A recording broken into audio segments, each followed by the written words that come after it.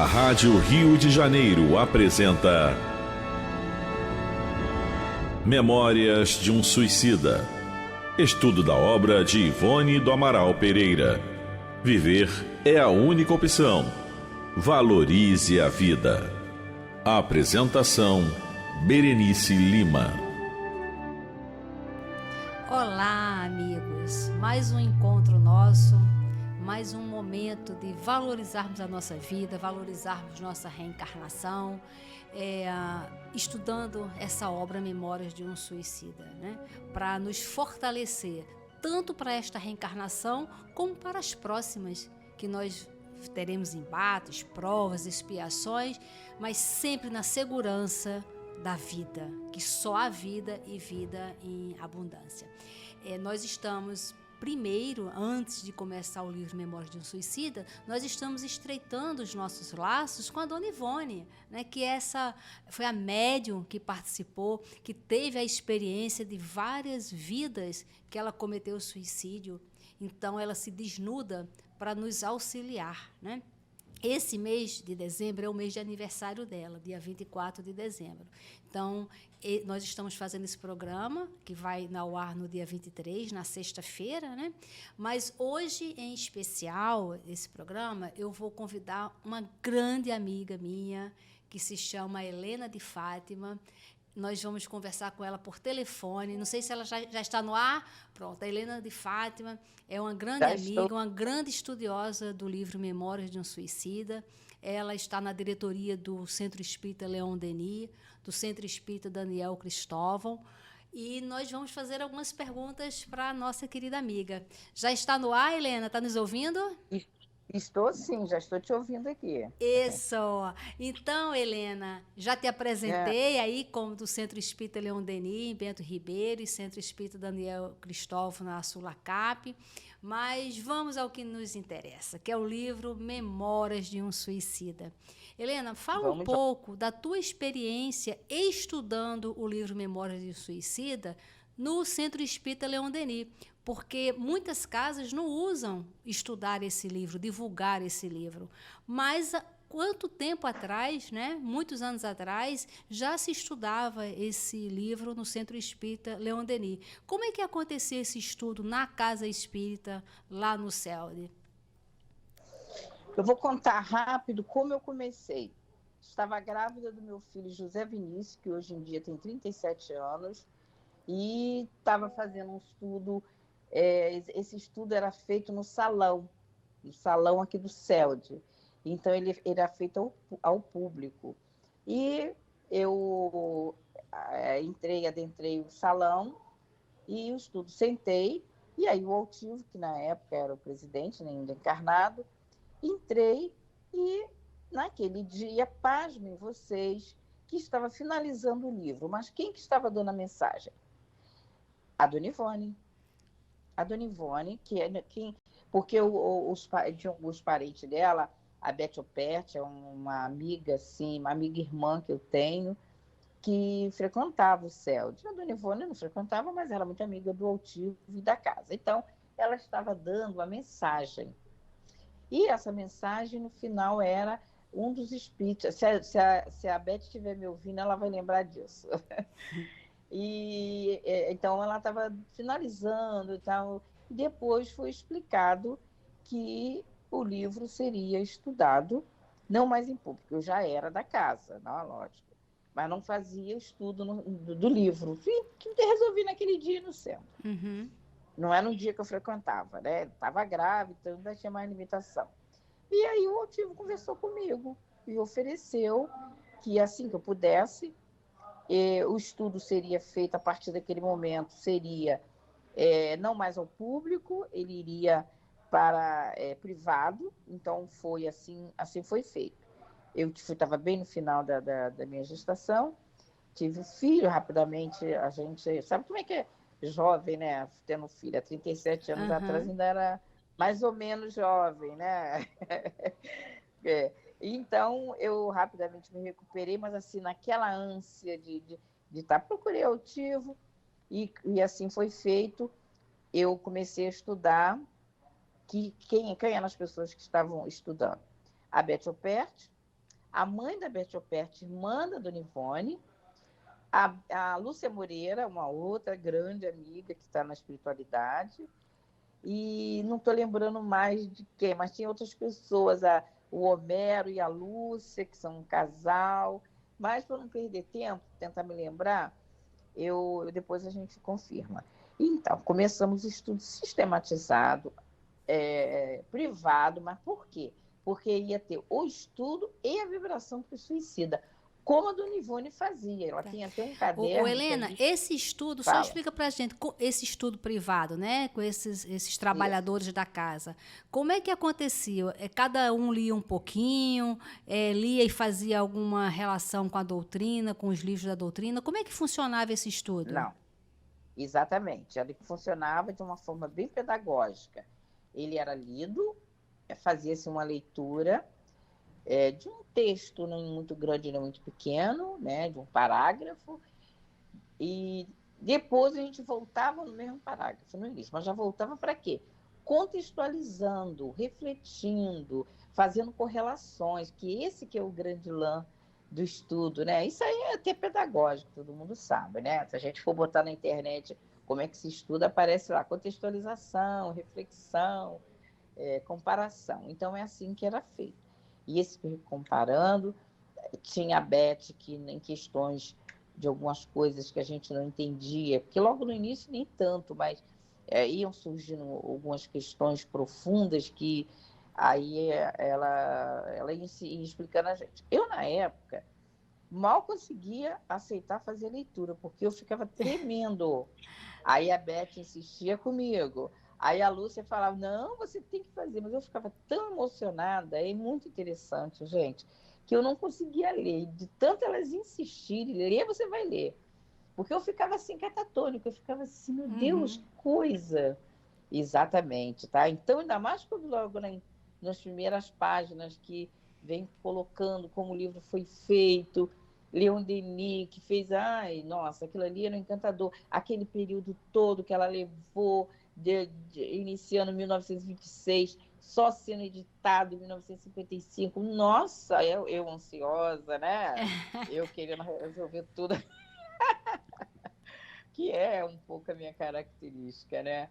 E eu ficava, meu Deus, eu quero aprender isso, eu quero aprender a ter calma, resignação. Nesse estudo privado que vocês faziam lá, a Dona Ivone chegou a ir algumas vezes ou ela só foi nesse momento da mensagem do livro?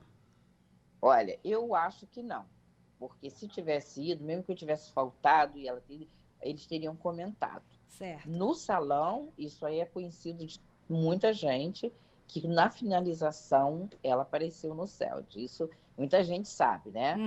E isso aí é conhecido, essa história é conhecida de todos, e toda vez que eu vou falar do Memórias, quando é cabível, eu sempre cito isso, que foi realmente muito marcante para mim e para quem... o Mário Coelho que estava lá, o doutor Mário Coelho, é um médico do céu, enfim. Ele também estava. Agora me lembrei, jovenzinho, ainda não era médico, é muito, muito gostoso, gente. Então, o estudo, voltando para o estudo privado, né? Qual é a importância do estudo privado? Pode ser feito de qualquer forma esse estudo desse livro, não precisa ser privado. O privado é por conta da vibração para o suicida. Não é de uma prece comum, você pode fazer, mas é da vibração. Como? Com o nome do suicida. Onde se pega esses nomes? Nos jornais, na casa espírita de informação que você tem, notícias que você ouviu de um amigo, aí você leva para a casa espírita recolhe isso e faz isso. Eu não vou estar citando a técnica como a gente faz, porque eu acho que vai utilizar um tempo que, de repente, a Berenice não acha vantajoso. Então, mas esse estudo privado, o objetivo era esse, né? Não é porque... o privado era com o objetivo de fazer as preces e levar o estudo também para os espíritos suicidas, né? Mesmo assim, a gente tem que fazer diferença. Não é só a prece, era prece citando o nome do suicida, que uma coisa é você fazer prece para os sofredores, para o suicida, outra coisa é você, fulano de tal, no dia tal, se matou. Porque quando você tem notícia do jornal, você tem no máximo o nome e a data. Certo. Então, aqui a gente fazia assim, li o Ô, nome Helena, 2 vezes. só uma escrevia. dúvida. Com esse trabalho que vocês faziam, né? Estudando o livro e depois fazendo a prece, falando o nome da pessoa que cometeu suicídio e tal. Teve Aham. alguma resposta do mundo espiritual, de o que acontecia no mundo espiritual para esses espíritos suicidas? Como é que eles recebiam essas preces? Tem algum caso, altivo, que fez algum comentário de como era isto visto do mundo espiritual, esse estudo na casa espírita? Eu vou usar o próprio livro. Na primeira parte, no capítulo 4 ou 5, mas na primeira parte, Hum, ele relata que ele vem relatando que tinha um televisor do tamanho normal, tamanho das pessoas, e ali eles ficavam esperando as preces. Estou resumindo, esperando as preces. Só uhum. que para o suicida não aparecia. Então, quem aparecia, as pessoas, na época, né, não podia nem fazer, nem enterrar em cemitério comum, lá no Recordação da Mediunidade, todo mundo lembra, no suicídio de Leila, filha de Charles, ela teve que ser enterrada em cemitério judeu, porque era suicida, ela na segunda metade do século XIX. Então, naquela época, e isso foi relatado, também era um preconceito muito grande. Eu não sei nem se hoje em dia se faz missa para o suicida nas religiões tradicionais. Mas então, quem aparecia no telão fazendo prece? Espíritos habitantes de outras colônias. E depois ele vem citando a presença de os espíritas que fazia prece por eles. Então, ali a gente já tem essa informação. Mas a gente também tinha informação, porque a gente, de vez em quando, fazia avaliação com o doutor Erma, principalmente o doutor Erma, e ele estava sempre fazendo, assim, O fazendo doutor Erma colocações. Só explica um pouquinho do doutor Erma para quem está nos Explico ouvindo. sim, explico sim. O doutor Erma é um dos benfeitores da casa. Um dos benfeitores. O patrono é Leon Denis. Quando o Altivo começou, ele primeiro começou com um atendimento, lógico que teve outros, mas esses mais conhecidos. Foi com Baltazar. Então, Baltazar é um o espírito Altivo que a gente ama encarnado, que muito. era um médium que Altivo fundou e encarnado, lá dirigente, para né, do início. CELD, né? E aí tinha os benfeitores espirituais, que no primeiro era o Baltazar e depois apareceu o doutor Erma, Eu né? não sei se. Eu sei que o Baltazar veio antes do doutor Erma. Não sei se Antônio de Aquino também, isso aí depois a gente pode estar corrigindo. Mas o Baltazar veio antes do doutor Erma. Como o Baltazar não é um espírito, é um espírito de origem hindu, ele não é muito afeito à multidão. Aí, quando a casa começou a atrair a massa de pessoas, um número grande de pessoas, o que ele faz? Ele passa essa tarefa de ter contato mais direto com o número grande de pessoas para o doutor Erma. Aí, quando o doutor Erma se apresenta. Então, a gente diz assim, lógico que Baltazar dá orientação, sim, mas as orientações maiores das atividades era de doutor Erma, ainda é também, ainda tem esse perfil. Às vezes assina doutor Erma, Baltazar, mas então ele sempre dava a orientação, que é um hábito nosso da casa, né? As diretrizes da casa são utilizadas do mundo espiritual, da equipe espiritual da casa, e depois a gente administra, a administração é nossa. Mas Mas as sempre com a diretrizes é dos orientação da espíritos. espiritualidade, né? E da espiritualidade, sim. Aí vinha dizendo que nós temos informação, que nós temos 3 hospitais, hospital que cuida, acolhe os desencarnados, hospitais que ajuda nas reencarnações, hospital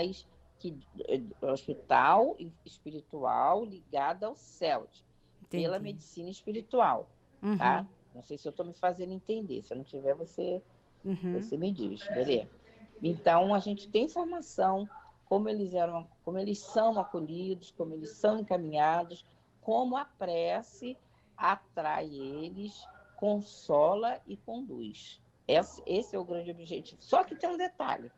Quando eu falei que o livro, ele pode ser lido sim em casa, ele pode ser lido de uma vez só, ele pode ser lido estudando, porque esse mito de que não se pode ler o Memória de Suicídio em casa, gente, É um mito, é um grande erro, porque esse livro ele é de um manancial inesgotável de conceito doutrinário, porque o Camilo, que é um gênio da literatura, um espírito que foi um gênio da literatura, né, em Portugal, ele trouxe os fatos ocorridos, como ele conseguia enxergar.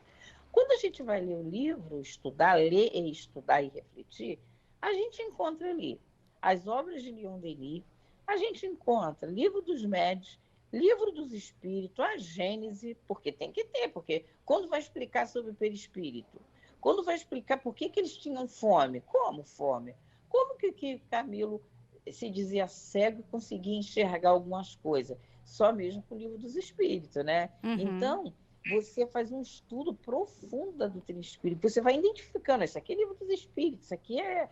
Então, é assim que se estuda. Então, isso você pode estudar em casa, sozinho, em grupo. Agora, a irradiação, aí é que deve se fazer na casa espírita. Essa que é a grande questão. Porque aí, nesse caso, já então, é um trabalho mediúnico, né? Onde as pessoas... Já é um trabalho... Isso. Aí tem que estar sob a proteção da casa espírita, que aí não devemos fazer um trabalho mediúnico na nossa casa, né? Mas na casa espírita, que é o local apropriado, não é isso? Que é o local... Exatamente. E aí, a verdade, é uma obrigação de tudo quanto é casa espírita, me desculpe se eu estou sendo áspera, é estudar as obras clássicas, porque ele é um clássico. Eu gostaria tanto de ter um combate, uma prevenção ao suicídio, estudando a obra Memória de Suicida. Já começa na gente. Porque está lá na questão 952 do Livro dos Espíritos, que é onde o Livro dos Espíritos trata da questão do suicídio, a partir da 1944, por aí. Mas na 952, ele fala do suicídio moral, que são quando as paixões levam a pessoa ao suicídio. Quem de nós pode dizer que não tem um desgaste fluídico por paixões? É verdade. Então, o próprio livro mostra, quando vai lá no capítulo 7, que vai aparecer a figura de Roberto de Canarreja, que ele teve um suicídio, que você, quando vai estudar, como é que ele não se matou? Ele se enquadra nessa questão 952, suicídio moral. Essa é a resposta. As pessoas, Kardec pergunta, as pessoas que são levadas pelas paixões. E baseado nisso, ela sabendo que aquelas paixões poderiam levar à morte, elas são consideradas suicidas, leem a resposta que vocês vão ver o que Kardec fala, o que os espíritos falam, desculpa. Suicídio moral, são muito mais responsáveis. Então, que são muitos detalhes, eu me desculpa que eu acabo Não, mas desviando. É isso mesmo. Tanto que o nosso programa é justamente para incentivar as pessoas a lerem, a se apoderarem dessa obra magnífica, porque tanto ensinamento, né?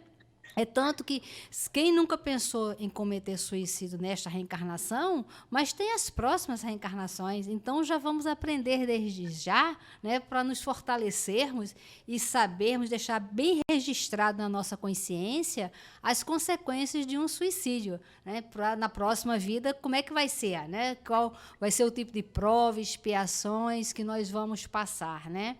Então o estudo com certeza. É fundamental.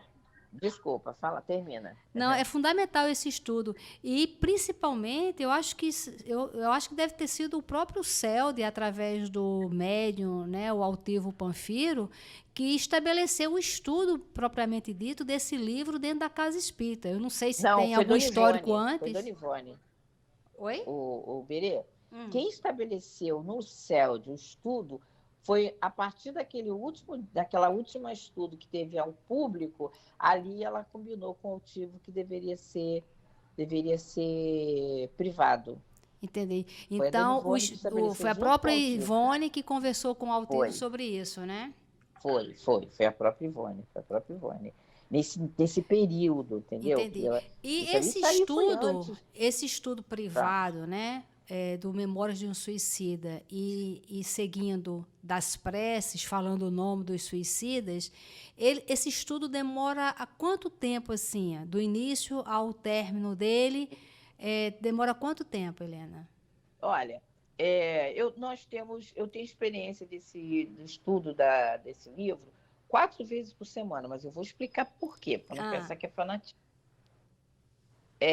Não, 3 vezes, porque tem no Leon Denis, que é o horário que eu não posso participar, que é segunda-feira, e eu tenho ele às terça-feira no Daniel Cristóvão, que é uma instituição, desculpem, eu faço atendimento à pessoa com deficiência, e lá eu tenho um centro espírita, então eu faço estudo desse livro lá no Daniel Cristóvão. Lá, a última vez que nós terminamos ele, eu levei 9 anos, está marcado lá, do dia que começou até o dia que nós terminamos. 9 anos para fazer um estudo aprofundado dele, né? Isso, porque a característica do grupo é ficar remoendo aquilo ali, é pensar, é refletir, sabe? Não é assim ao léu, como se tivesse, cadê o luar? Não, mexe tanto com o grupo que a gente volta, às vezes a gente volta na outra semana, a gente não tem pressa. A gente faz também ele, eu tenho segunda-feira de manhã, às 5h30 da manhã, a gente tem um grupo de estudo com o pessoal de Lecco, da Itália, pela TV de lá. E a gente, agora, lógico que eu vou levar menos tempo, porque já não tem essa reflexão tanto quanto quando é. Tem, mas não é tanto. Cada característica, é live, sabe, tá no ar, então a gente procura adequar a necessidade do público, né? E a gente faz ele às quarta-feira pela Web Estação da Luz, com o Tavares. Lá, às vezes, o mesmo... Porque eu faço uma apostila, nós fazemos uma apostila para cada estudo. A gente contextualiza e gera uma apostila. Então, no Tavares, por exemplo, a gente, o que eu faço às segunda-feira, nós fazemos a mesmo, eu chamo de anexo, no mesmo anexo daquele dia, a gente faz em 2 vezes no Tavares, porque a natureza do trabalho, tudo muda, é outra energia, outra coisa. Então, os dois, aí está contextualizado, aí a gente usa slide.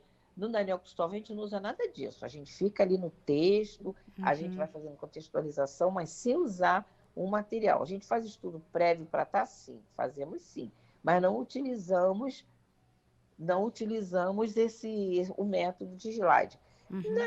No StreamYard, que é o link que a gente já usa o StreamYard. Então, varia muito. E no ar, e pelas mídias digitais, a gente não faz a irradiação. A gente faz só o estudo mesmo, né? A prece, que a gente não abre trabalho nenhum sem prece, não fecha nenhum sem prece, para o suicida em geral, então a gente não cita nomes. Essa que é a grande questão. Então, não é citado o nome daquele suicídio, isso é individual, a gente não pode estar relatando. Então, ali não, esse caderno a gente bota o nome, é um caderno que fica trancado, não fica solto para ninguém ver. Saiu no jornal, não importa, mas a gente tem esse cuidado. Então, é uma irradiação. Quando você vai estudar Leon Denis, a Espiritismo e as Forças Radiantes, a gente vai entendendo mais a questão, o que vinha a ser as irradiações e as vibrações. Então, é nesse motivo que tem essas diferenças. Então, varia muito, tá? Esse ano agora, essa terceira vez que a gente está fazendo no Daniel, já não vai, eu acho que vai passar de 9 anos, por quê? Teve a paralisação de um tempo que a gente ficou sem no centro, por causa da pandemia. Entendi. A gente, quando está voltando agora, o grupo é outro, então o grupo, ele saca, assim, as coisas mais rápido. O outro, a gente estava assim no início, que, sabe, dava aquela... Mas eu acho que o grande recado é que, para que as casas espíritas, né, se reúnam para fazer o estudo desse livro, estudando e fazendo as preces. Nós estamos terminando esse programa, nosso programa é gravado, mas a Helena vai continuar na linha, porque nós vamos fazer um outro programa. Helena, fica aí na linha, hein? Não sai não, que nós vamos gravar um outro programa para darmos continuidade, porque a Helena também levou esse trabalho para o exterior. Então, nós vamos abordar isso. E vocês continuem conosco, estudando esse livro, para adquirirmos essa consciência de que só há vida e vida em abundância e valorizarmos a nossa reencarnação. Muita paz a todos. A Rádio Rio de Janeiro apresentou Memórias de um Suicida, estudo da obra de Ivone do Amaral Pereira. Viver é a única opção. Valorize a vida.